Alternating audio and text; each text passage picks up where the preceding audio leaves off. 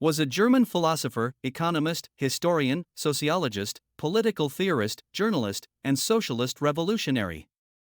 Born on May 5, 1818, in Trier, Germany, Marx is best known for his works on the critique of political economy, particularly his book Das Kapital, and his collaboration with Friedrich Engels in writing the Communist Manifesto. Marx's theories about society, economics, and politics, collectively known as Marxism, argue that human societies develop through class struggle and that capitalism, characterized by the exploitation of the working class, proletariat, by the owning class, bourgeoisie, will inevitably lead to its own downfall and be replaced by socialism and eventually communism. Germany में हुई थी। Marks को सियासी मईशत के तनकीदी मुताले के लिए जाना जाता है, ख़ासतौर पर उनकी किताब दास कैपिटल के लिए और फ्रीडरिश एंगल्स के साथ मिलकर लिखी गई कम्युनिस्ट मंशूर के लिए।